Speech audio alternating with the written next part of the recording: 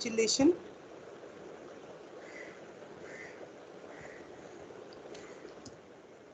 So we were the physical interpretation of the wave function, and we saw that the solution of Schrodinger equation is a complex function, and I also told you how we should not try to attempt to give it a try to visualize the physical existence of the wave that we are talking about, because basically it is a mathematical concept. And so automatically came the question, then if it is a complex number, if it's an imaginary function, and if we are not supposed to visualize its physical existence, then what are we going to measure? Anything in science, anything in physics is sort of redundant unless it can be measured using a proper instrument. So then came the idea that psi, the complex function, also will have its complex conjugate, and therefore mod psi square is given. Ma'am, Yes, yes, yes. আপনি second ক্লাসের স্লাইডটা একটু open করবেন? Second ক্লাসের এই second হ্যাঁ, ক্লাসে এই স্লাইডগুলোই দেখিয়েছিলাম। না ম্যাম, সেকেন্ড ক্লাস, এটা থার্ড ক্লাসের তো। আচ্ছা আচ্ছা, এটা থার্ড ক্লাসের। সেকেন্ড ক্লাসের আমি যেখানে পরপর স্লাইড, শর্ডিঞ্জার ইকুয়েশনটা যেখানে তো এখন আচ্ছা এইটা এরপরেরটা এটা ম্যাম, হ্যাঁ এই পেজটাই যেখানে লেখা আছে 5 নাম্বার ইকুয়েশনটা যেখানে আছে, হ্যাঁ ওখানে লেখা আছে the time dependent time Schrodinger depend, equation. হ্যাঁ হ্যাঁ, ক্লাসিক্যাল পার্টিকেল এখানে মুভিং লেখা আছে। এখানে তো আমরা ক্লাসিক্যাল পার্টিকেল নিয়ে করছি কি আমরা এখানে? হ্যাঁ, ক্লাসিক্যাল পার্টিকেল এই জন্য বলা হচ্ছে কারণ আমরা নন রিলেটিভিস্টিক মুভমেন্ট কনসিডার করছি, because we are considering non-relativistic movement. Classical in that term, not as in classical and quantum, but classical in the sense that you have a measurable mass, the mass is fixed. Okay, the moment you consider আমি যদি এখানে ক্লাসিক্যালটা না লিখতাম তাহলেই relativistic পার্টিকেলের consideration চলে আসতো, এবং relativistic movement হলেই the mass is no longer a constant. এখানে মাসটাকে আমি ডিফারেন্সিয়ালের বাইরে রেখেছি, মানে mass is being considered to be a constant quantity, সেই জন্য ক্লাসিক্যাল পার্টিকেল। ঠিক আছে? Okay ma'am. আর কিছু?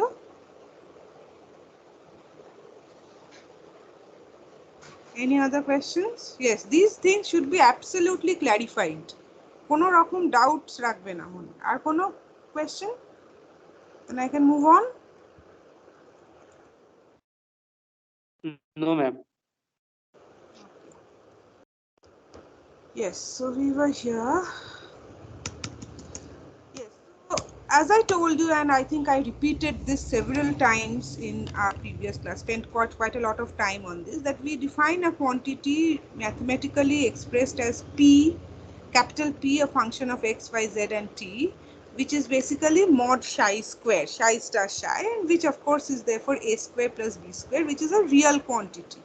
Okay, so even though psi and psi star are imaginary numbers, but its modular square, which we define as a quantity p x y z t, is a real number, and therefore it is measurable.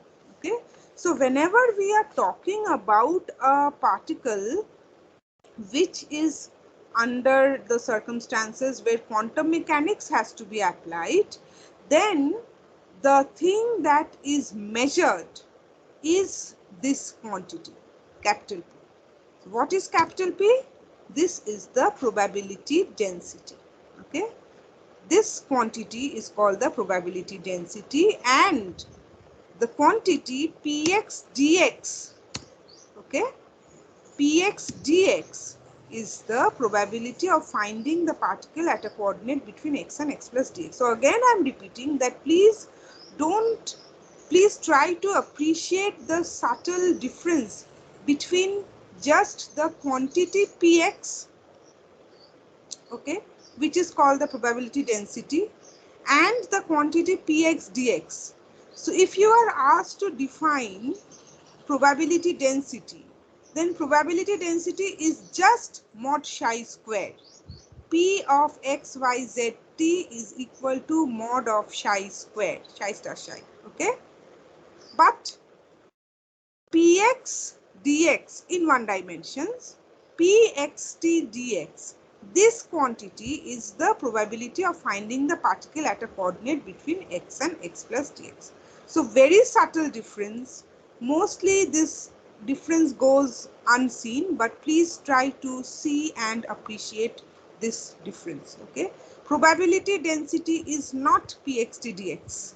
Probability density is just the function, but the function multiplied by the differential dx is the probability of finding the particle at a coordinate between x and x plus dx, okay?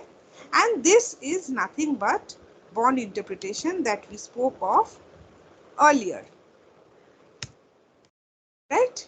And so what do we measure? We measure pxt dx, the probability of finding the particle between x and x plus dx at any time. And to measure this, we did a very small thought, very simple and small thought experiment where we considered several systems which are describable by the same wave function chi xt, and we measured this quantity pxt dx on these systems repeatedly at a certain instant of time. At the same instant of time, we measure simultaneously pxt dx for all these systems that we have taken, which are all identical, okay? And then we take the average of these measured values. Each system will give me a different value. For example, I'll tell you, for example, if suppose you are measuring the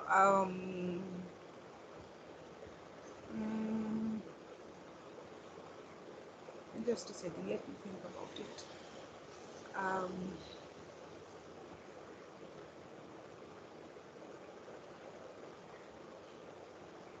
Okay, suppose I'll give you a totally macroscopic classical example. Suppose you have taken 5 iron balls, okay, and dipped them in the same heat bath, all right, in the same heat bath. And then at the same instant of time, you take the iron balls out, all the 5 iron balls out of the heat bath, and measure their temperatures using different thermometers, but at the same instant of time, okay? Different thermometers means mercury thermometers, not one with mercury thermometer, another with a digital thermometer. Same kind of thermometer, but you measure the temperatures of these 5 iron balls at one instant of time, okay?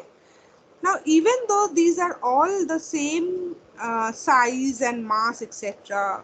ball, all made of iron, and all dipped into the same heat bath, but when you measure the temperatures using identical thermometers, still there will be very minute differences between the measured values, okay?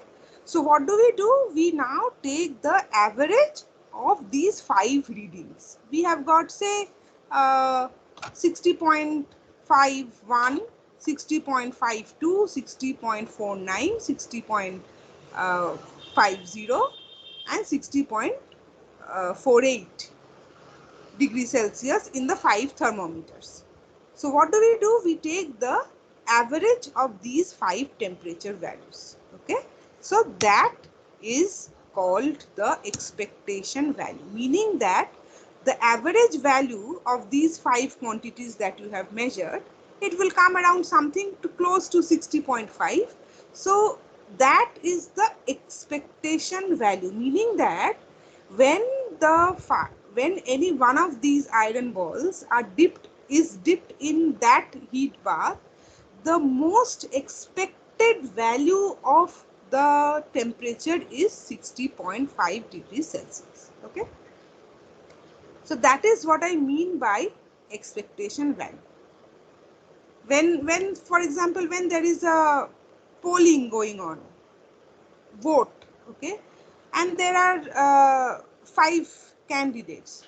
Of course, 5 candidates are not identical systems, totally different systems from different political parties. But then for each booth, for each constituency, there is an expectation value. You know which person is the expected winner.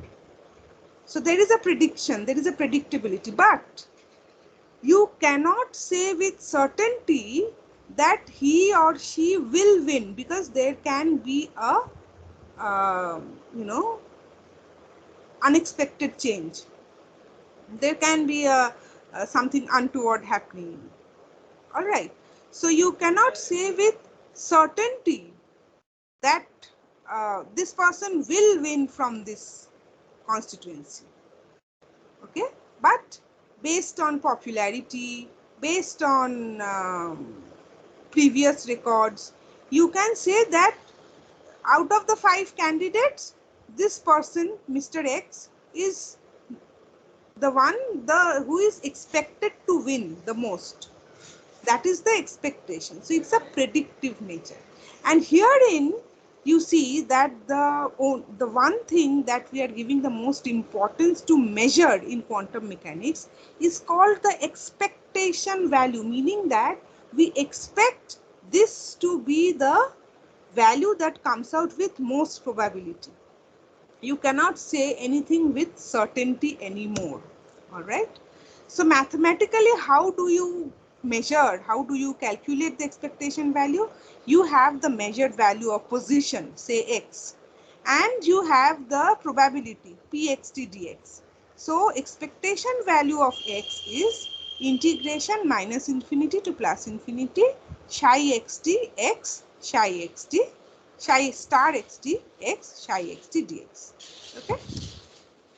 In general, for any function of x, since we are considering one-dimensional motion, so for any function of x, the expectation value of that function is integration minus infinity to plus infinity psi star fx psi dx. Okay, this is the mathematical expression. So for example, for position, this is the expression. For potential, which again for conservative forces is a function of x only, then potential, expectation value of potential is this. Expectation value of linear momentum, okay, expectation value of total energy. So these are some common parameters that we know, and this is how their expectation value, the mathematical expressions of their expectation values look like. Now obviously you can understand that the final value of this thing, expectation value, will depend on the nature of psi. So what will be the procedure like? You're given a problem, you solve Schrodinger equation, find out the solution psi, and then you find the expectation value of the required quantity by putting the expression of psi in this expression. Okay? Just remember that, again, this is a recapitulation rather, that quantum mechanics can only provide prediction. So when you are talking about a problem quantum mechanically, you cannot any longer say that E is the total energy. You can calculate the expectation value and say that this is the most probable value of the total energy of the system. Okay, so we are now left with only predictions, not certainties. Okay, again, relative probabilities, it cannot tell us whether the particle in a given energy state will be found at a precise location. It can only give us the relative probability that the particle will be found at various locations at that time. Predictions of quantum mechanics are statistical in nature, and quantum mechanics expresses itself as probabilities and not certainties.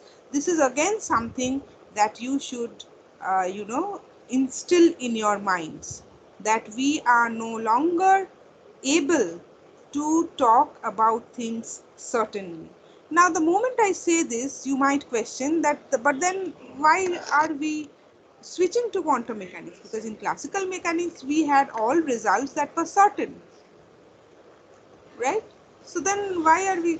Because of the very fact that classical mechanics cannot explain several phenomena that happen in the subatomic scale, and also that although quantum mechanics is a predictive science, but the predictions are extremely strong.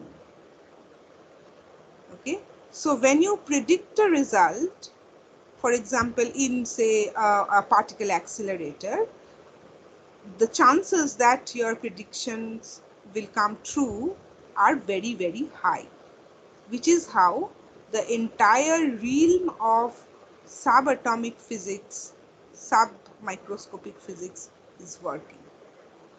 Okay, all right. So now in today's class, we will actually basically we are going to take the next step. So these are like each thing that we are discussing is a step forward into the world of quantum mechanics. So our next step will be something known as operators. All right. Now you have already you are already familiar with operators in the sense that you have been doing mathematical operations from a very young age, right? You've done addition and subtraction and multiplication, and then later on you've done differentiation and integration, etc. So these are all mathematical operations. Now we have to see how these operations will be of some significance in this thing that we are discussing about. Okay. Now usually this is the general working of an operator.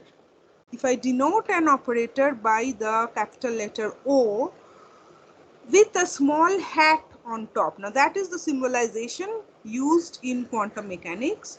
An operator is symbolized by a small hat on its head, on the head of the letter. So when you did vector analysis, remember that we had used this small hat symbol to denote the unit vectors in the several directions.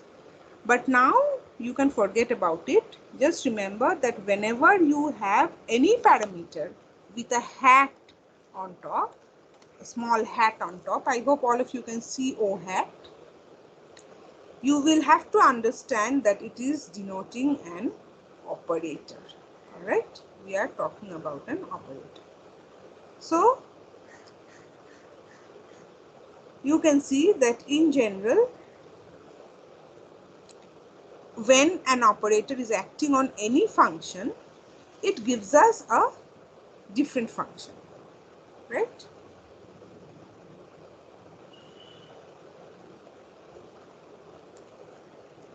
All of you can identify this equation. An operator acting on a function fx is giving us another function gx. For example, suppose the operator is the differentiation operator ddx and say the function is x cube. So what will be gx?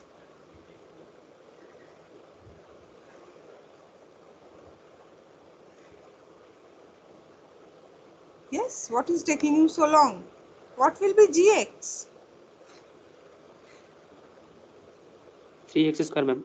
3x squared, right? Okay, x is 3x squared. So O operating on fx is giving me gx, and gx and fx are two different functions. In general, this is what is happening. Now suppose, so this is in general, whenever we are acting an operator on a function, we'll get a different function. But sometimes when an operator O acts on a function fx such that the operation results in no transformation of the function fx other than just a multiplicative constant. Okay, we are operating O on a function But as a result, we are not getting a new function. We are getting back the same function, but just maybe perhaps with a multiplicative constant in front. So what it will look like? O fx gives lambda fx. So fx is not changing. The operator O acting on fx gives me fx back only with a multiplicative constant lambda in front. Can anyone identify this kind of an equation? What is this kind of an equation called? If you have done matrices in your Sem 1, then you should be able to say what this kind of an equation is called. Anyone? Eigenvalue. Right, eigenvalue equation. Very good. I'm so happy. Lambda is the multiplicative constant, and this kind of an equation is called an eigenvalue equation. Okay. Fx is called the eigenfunction of the operator O. Lambda is called the eigenvalue of the operator O belonging to the eigenfunction fx. This is mathematical language. Just that you need to know this language. So whenever we have an operator acting on a function, giving me back the same function with a multiplicative constant in front, such an equation is called an eigenvalue equation. Such a function is called an eigenfunction of the operator O, and the multiplicative constant lambda is called the eigenvalue of O belonging to the eigenfunction fx. For a different function, say hx, lambda will be different. So eigenvalue will all for an operator will always belong to a certain eigenfunction. In German, the word eigen means characteristic. So this is also in English is called a characteristic equation, but eigen is the more popular term that is used. So basically this means that whatever operator you are using, it cannot change the nature of the function, because that is the characteristic of that particular function. Okay. Now, how is this relevant in what we are doing in quantum mechanics? Why are we suddenly talking about operators and eigenvalues?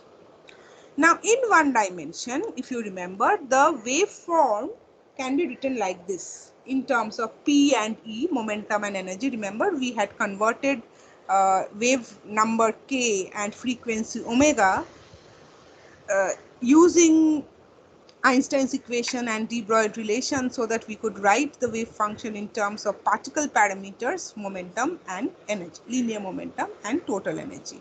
So that the wave function psi xt is equal to a to the power I by h cut px minus et. So if you differentiate this function, then you get del x of psi, del psi del x is I by h cut p a to the power I by h cut px minus et, which means we are basically getting I by h cut p into psi. So we can just transpose around a little bit in this equation, and we can write p psi equal to minus I h cut del x of psi. Right? P psi, h goes here, I goes down. So we can write minus I h cut del x of psi. So we can identify momentum with the operator minus I h cut del x. See, P acting on psi gives me is basically minus I h cut del x acting on psi. So we can equate, or rather identify, the linear momentum as an operator of the form minus I h cut del x. Okay. Again, if you differentiate this psi with respect to t, then you get minus I by h cut e psi del t equal to minus I by h cut e a to the power I by h cut px minus et. So minus I by h cut E into psi. So that E psi equal to I h cut del psi del t. Okay, E psi, h cut is taken there, I goes down. So if you bring it up, it becomes just plus I. So E psi equal to I h cut del psi del t. So in the same analogy, you can see that E can be identified with the operator I h cut del del t. So we have, from the simple expression of the wave function, just by simply differentiating once with respect to x, we get an expression for the linear momentum operator, and by differentiating with respect to t, we get an expression of the energy operator, total energy operator. So in quantum mechanics, dynamical variables like linear momentum or total energy or angular momentum or kinetic energy, etc., can be represented by differential operators. As we go ahead, we will get to know all these operators, so don't worry. For the time being, just know that from these two examples that we discussed about linear momentum and total energy, we can see that in quantum mechanics, the different variables, the dynamical variables like total energy or linear momentum and others, can actually be represented by differential operators. The total energy is being represented by a differential operator with respect to time, and the linear momentum is being expressed as a differential equation with respect to x. So we can write this equation as P psi equal to P, operator P acting on psi gives me P psi. So basically in this equation we are writing minus I h cut del del x as operator P. So operator P acting on psi is giving me the value of the linear momentum multiplied by psi. Here operator E acting on psi, here operator E acting on psi gives me value of the linear momentum, value of the total energy multiplied by psi. Okay. So basically we are getting eigenvalue equations. Okay. So we can see that in quantum mechanics, not only the fact that the different physical variables or dynamical variables like linear momentum, like energy, can be can be expressed as differential operators, and also that these differential operators actually are forming eigenvalue equations. Okay, so we have given an example, the example of linear momentum and total energy, but such eigenvalue equations are followed by all dynamical variables in quantum mechanics, and we will soon see that. Okay, so in fact in quantum mechanics all dynamical variables can be represented by operators, and all operators in quantum mechanics have eigenfunctions and corresponding eigenvalues. So here we can see that the wave function, that is the solution of Schrodinger equation, is an eigenfunction of both the linear momentum operator with the eigenvalue of the magnitude of the linear momentum. Again, the solution of the Schrodinger equation psi is an eigenfunction of the total energy operator with the eigenvalue, the magnitude of the total energy of the system. Is this clear to everybody? If you want, I can repeat this once more, but this is very, very important.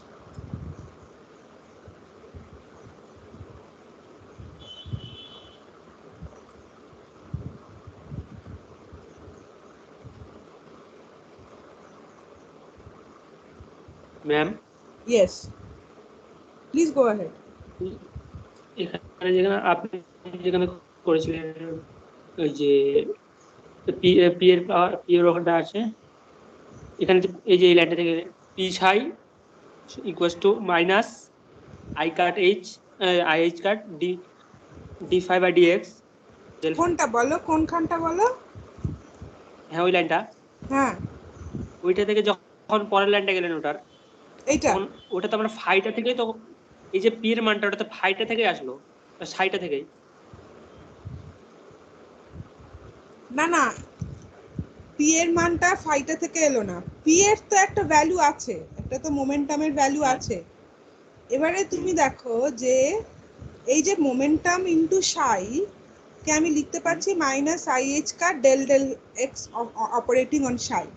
তাহলে আমি এটাকে, এই মোমেন্টামটাকে একটা operator হিসেবে লিখতে পারি, কিন্তু তখন এটার কোনো ভ্যালু নেই, তখন এটা একটা অপারেটর।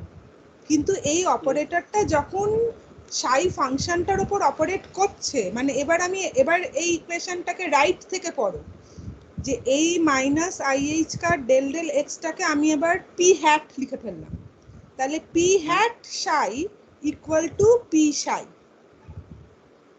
তার মানে মোমেন্টাম অপারেটরটা হচ্ছে minus I H car del del x, সে যখন সাই এর ওপর অ্যাক্ট করে তখন আমি যে রেজাল্টটা পাই সেটা হচ্ছে সাই, again it gives me back psi with the constant p, where p is the linear momentum of the particle. This is how you read it. This is the language in which you read out this equation. The operator, linear momentum operator, when it acts on the wave function psi, it gives me back the wave function psi with the multiplicative constant as the linear momentum of the system or of the particle. And therefore, this is an eigenvalue equation. And in fact, all dynamical variables for a system following quantum mechanics, dynamical variables bolte position, momentum, total energy, potential, kinetic energy, এগুলো সব, angular momentum আমরা পরে দেখব, these are all eigen operators whose eigen functions are the wave function of the particle, and the eigenvalue is the magnitude of that particular parameter. Okay,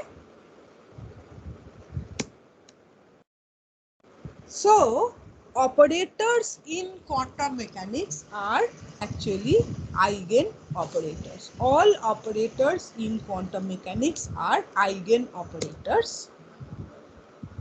Now we will one by one look at the different operators. So linear momentum. The linear momentum operator is in one dimension, is px hat. And see, when I'm writing the operator form, I'm not using equal to, I'm using the equivalent to sign. I'm not using the 2 dash equal to sign, I'm using the 3 dash equivalent to sign, because this is an operator, it is not giving me any particular value. We can use the sorry, we can use the equal to sign only when we get a particular value. Okay, so again, as you are going to higher higher stages of the subjects, you must know these differences, where you can write equal to and where you can write equivalent to. We cannot write the approximately equal to sign also, please, not here. This is equivalent in the sense that this is a representation. The linear momentum operator is represented by the differential operator minus I h ka del del x. Okay, and psi x is of course our known wave function, so that we get minus I h ka del psi del x equal to px psi, and we can write operator px acting on psi gives us value px into psi. Okay, so psi is the eigenfunction of the operator px equal to minus I h ka del del x with the eigenvalue px. This is how you read it out. Kinetic energy, again I have done it. See, again we saw that del psi del x equal to I by h cut px psi. So del 2 psi del x2 equal to I by h cut px del psi del x. In place of del psi del x, you write I by h cut px psi. So what you are left with is minus px squared by h cut squared psi. Alright. So minus h cut square del 2 psi del x2 is equal to px square psi. So we can write px square by 2m psi equal to minus h cut square by 2m del 2 psi del x2. But what is px square by 2m? We know kinetic energy is actually linear momentum square by 2m. So this is nothing but the kinetic energy. So the kinetic energy operator looks like this. Minus h cut squared by 2m del 2. Okay, psi should not be here. This should not contain a psi. This should only be, since I have written the equivalent sign, so this should only be minus h cut squared by 2m del 2 del x2. Just a second, I'll do this correction.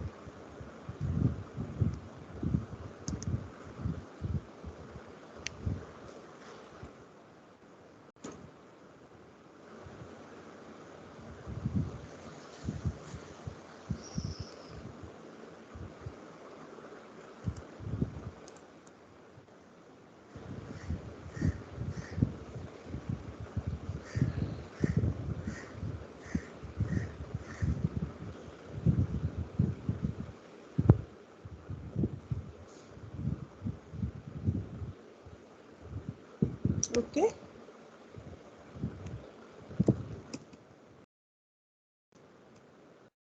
So the kinetic energy operator is minus h cut squared by 2m del 2 del x2.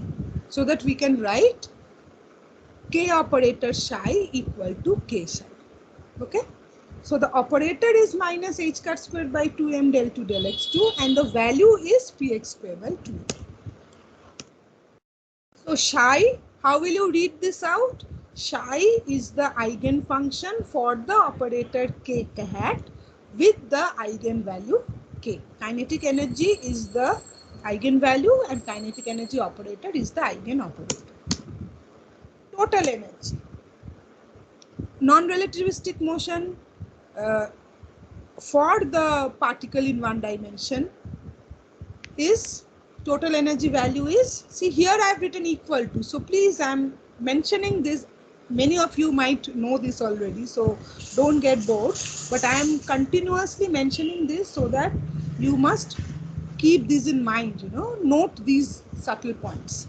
So total energy is equal to px square by 2m plus v, kinetic energy plus potential energy. Now px square by 2m we saw is equivalent to minus h cut squared by 2m del 2 del x2.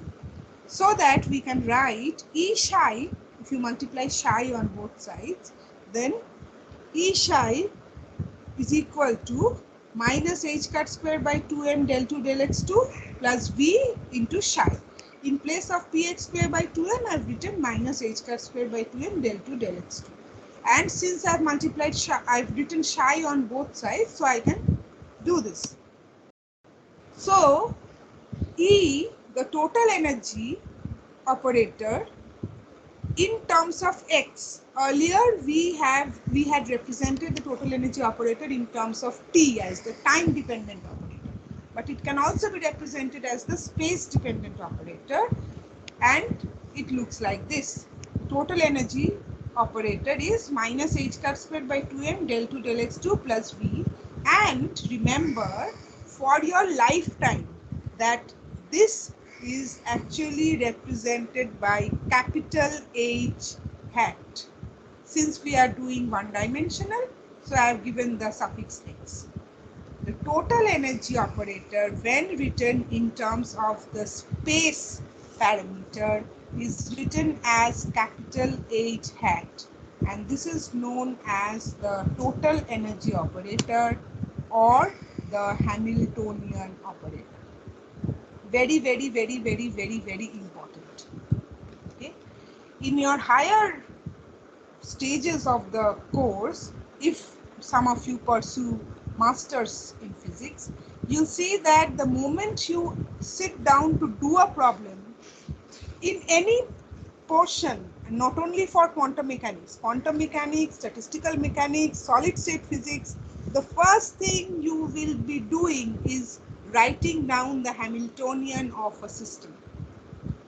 Given a system, the first thing that you are supposed to know how to do is to write down the Hamiltonian of the system.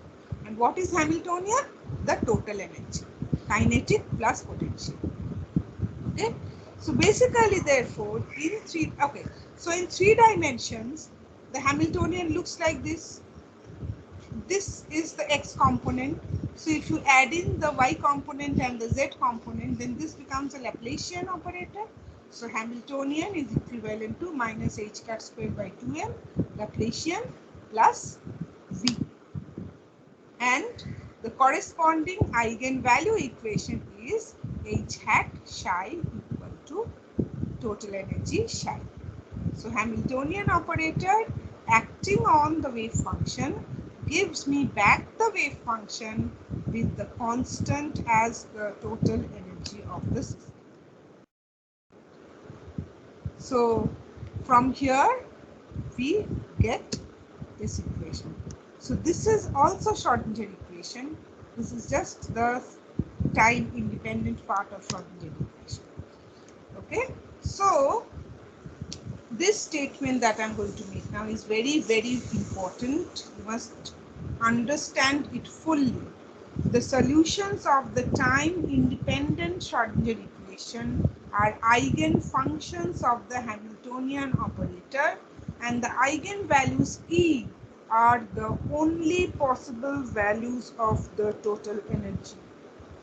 So if you are considering a system, quantum mechanical, and you are solving it applying Schrodinger equation, the solution psi that you get has this restriction that it must satisfy the eigenvalue equation h hat psi equal to E psi, where the solution must be the eigenfunction of the Hamiltonian operator with the eigenvalues E, and this E, or since you will get a set of such functions, it is always, whenever you have a differential equation, then you have a summation of different functions as the general solution. So each of them are the only allowed values of the total energy. So the system cannot have any random energy. The total energy must always satisfy, the total energy must always be such that it satisfies this eigenvalue equation. Okay, is this clear to you? If you have any question, please look at the slide. If you have any question, please ask. Not having questions is very suspicious. Ma'am আরেকবার বলবেন? Ma'am Yes, of course. একবার repeat করবেন? Ekdom. So for the total energy, we know that for non-relativistic motion of the particle, the total energy is the sum of the kinetic plus potential, right? Now we already saw that px squared by 2m in operator form is minus h cat squared by 2m del 2 del x2, right? So we can write here that E psi equal to, here in place of px squared by 2m, I write minus h cut squared by 2m del 2 del x2 plus v into psi. Okay, so this equivalence gives me E hat equal to, or rather equivalent to, minus h cut squared by 2m del 2 del x2 plus v. And this sum of the kinetic energy operator and the potential, the total energy operator, is more popularly, in place of E, it is mostly written as capital H hat, where capital H hat is the total energy operator or the Hamiltonian operator. Okay, so in this was in 1D. In 3 dimensions, we just have to add in the y and z components, so that this differential operator is now replaced by the 3D differential operator, that is a Laplacian. And so in 3 dimension, the Hamiltonian operator is minus h cut squared by 2m Laplacian plus v. And so in place, if you look at this equation here, if I replace this differential operator by h, capital H, then h psi equal to E psi. Basically, this is just another form of the time independent Schrodinger equation. This is nothing but the time independent Schrodinger equation, right? And therefore h psi equal to E psi is just another form of the time independent Schrodinger equation, now written in terms of the Hamiltonian. We were so long basically writing the Hamiltonian in the time independent part. Now only we have come to know the name. এতক্ষণ নাম না জেনে লিখছিলাম minus h cut square by 2m del 2 del x 2 plus v. এবারে আমি নামটা জানলাম যে minus h cut square by 2m del 2 del x 2 plus v, এই জিনিসটার নাম হচ্ছে Hamiltonian, the total energy operator. And the eigenvalue equation looks like h psi equal to E psi. Okay. So this gives us a very strong message. This eigenvalue equation, this simple eigenvalue equation h psi equal to E psi. If you read it out in language, এতক্ষণ এই যে আমরা eigenvalue equations read out করছিলাম language এ, যেমন ধরো px psi equal to px psi. Language ki psi is the eigenfunction of the linear momentum operator minus ih cut del del x with the eigenvalue of the linear momentum. Eta k psi equal to k psi. Mane ki psi is the eigenfunction for the operator k cap kinetic energy with the eigenvalue magnitude of kinetic energy. Similarly, h psi equal to E psi. Etar language ki hobe? Psi is the eigenfunction of the total energy operator or the Hamiltonian operator H with the eigenvalue E, where E is the total energy of the system. But this also has a very, very important significance that psi, the solutions of the Schrodinger equation, the time independent Schrodinger equations, they must always be eigenfunctions of the Hamiltonian operator. And the eigenvalue, corresponding eigenvalue, the total energy E that you get, are the only possible values of the total energy. A system cannot have total energy other than those predicted by this eigenvalue equation. Clear? Is it clear now? Okay, ma'am. Better? Oh. Okay. Now, after this, you also go through these slides a few times on your own, and then it will become more clear. Okay? Angular momentum. I was telling you, angular momentum is another operator that is of utmost importance, and we will deal with it later on also. So, angular momentum we know is in the vector form is r cross p, linear momentum crossed with position vector, and if you do the cross product, this is what you get. So you can see basically it is a product of the linear momentum, the different components of the linear momentum and the position values. So the x component of angular momentum Lx is ypz minus zpy. The y component is zpx minus xpz, and the z component is xpy minus ypz. So in using operator expression of linear momentum, we get the operator expressions for the angular momentum components as Lx, operator Lx is ih cut y del del z minus z del del y. Okay. What are we doing? We are using the operator expression for linear momentum. Y component of angular momentum minus ih cut z del del x minus x del del z, and z component of angular momentum is minus ih cut x del del y minus y del x. For the time being, just know this. Later on, we'll talk more about angular momentum.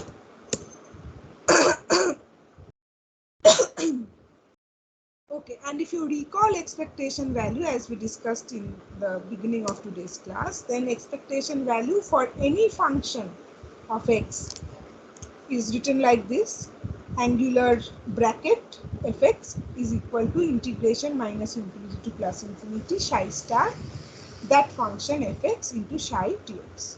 So now that we know the operator forms of the different dynamical variables, we can write their corresponding expectation values like this. X is, of course, it will remain the same. V again will remain the same. It will depend upon the nature of the V. Linear momentum. See, linear momentum in place of Px. So earlier when we did expectation value, you must have wondered what do we do with this kind of an integration. So now you see, with the expression, now that we know the operator form, in place of px hat over here, we write minus ih ka del x. So if you know the form of psi, please excuse my voice, I've just cracked my voice. So in the place of psi, you will write down the function that you got after solving Schrodinger equation. And then you operate this minus ih ka del x on psi, so you get something as a result, and then you do the multiplication psi star with that result, and then you integrate between minus infinity to plus infinity. This will become much more clear when we do actual problems. Okay. Kinetic energy, again, in place of the operator you write minus h cut square 2m del 2 del x2 and operate it on psi, you get a result, and then you perform the integration, etc.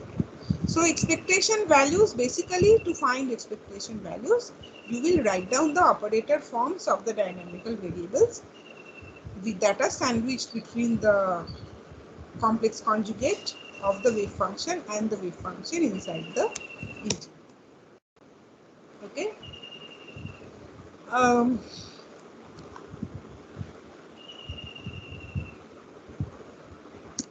I'll just discuss in short the limitations of the wave function psi. Then this module will actually be over, and it will not be difficult for you to, if I keep this for after the pujas, then so I'll do this. Of course, I'll recapitulate after the pujas, but just for today, let us finish this off. Okay. So what are the limitations of the wave function psi? First of all, psi, again, very, very important slide for your concept. Okay.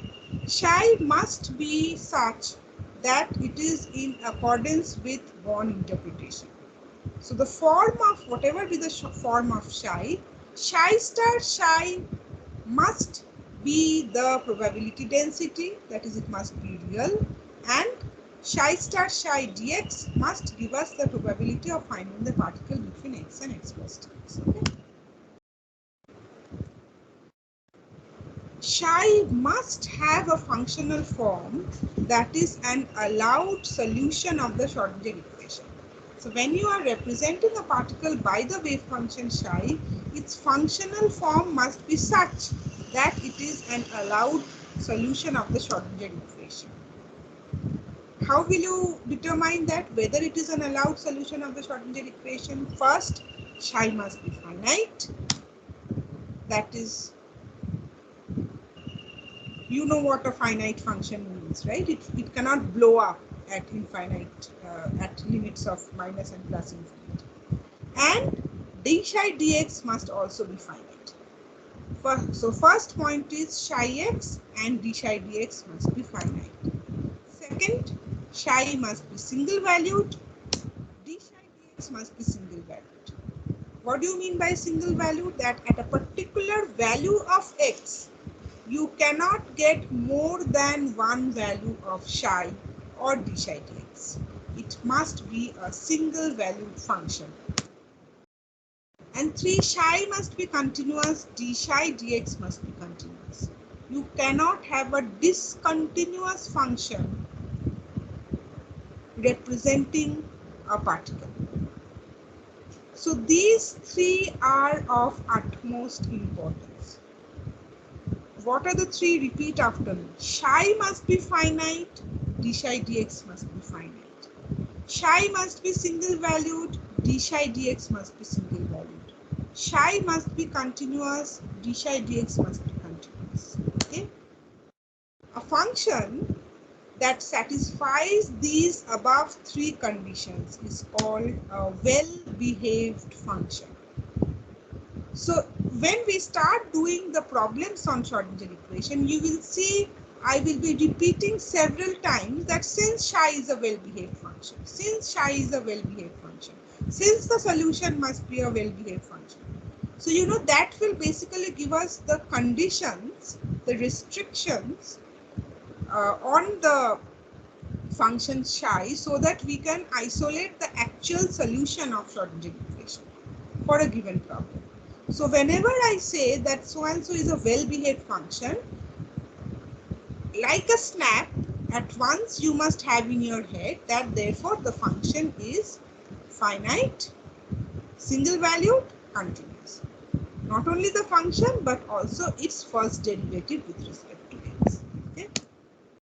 These conditions, as I told you, will also serve as the boundary conditions for determining the wave function by solving Schrodinger equation under different circumstances. So when we will be solving Schrodinger equation under different circumstances, for example, we solve the differential equation and get a function with a multiplicative unknown. How do I determine the unknown? I apply these boundary conditions. I see whether the function that I've got is finite or not, and its derivative is finite or not. I see whether the function is single valued or not, and its derivative is single valued or not. I see whether the function is continuous or not, and its derivative is continuous or not. And by observing these, when I am satisfied that yes, the function satisfies these three conditions so that it is a well-behaved function, only then can I say that yes, this is an approved solution of the Schrodinger equation for the given problem. Okay, so these are the limitations of the wave function psi, and when psi follows all these limitations, only then it can be called an approved solution of Schrodinger equation for the given problem, and therefore only then we can approve it to be representing the particle as a wave function. So we will stop here till the limitations of Schrodinger equation, and then normalization etc. we'll do after the puja break. Just as I have been telling you that these steps that we have been taking since our first class, the fourth class, these are very, very important steps for the fact that these build up your basic concepts, and this forms the foundation of the rest of your knowledge of quantum mechanics. Entirely, when you do the rest of your quantum mechanics, when you start solving problems, you will have to fall back on these first few classes. These are extremely, extremely important conceptually and as the basis of your foundation.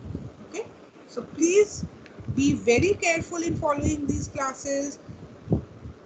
Whatever minute, no question is redundant. Please remember that no question is redundant. Don't hesitate in asking questions. This is a totally new concept for you, and you are bound to have questions.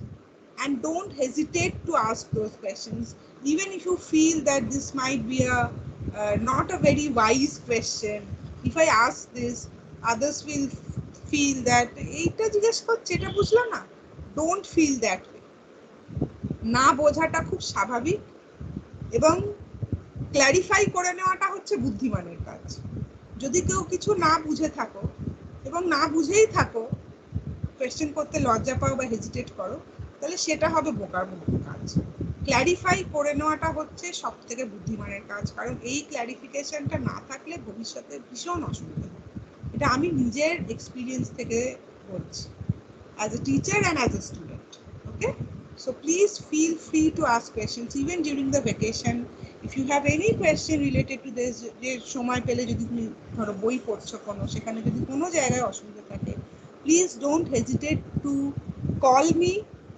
যদি phone না ধরি তাহলে just একটা WhatsApp নাম semester লিখে একটা WhatsApp করে রেখে দেবে কোয়েশ্চেনটা বলে। I will definitely respond back. Okay? That will be all for today's class. Please send me your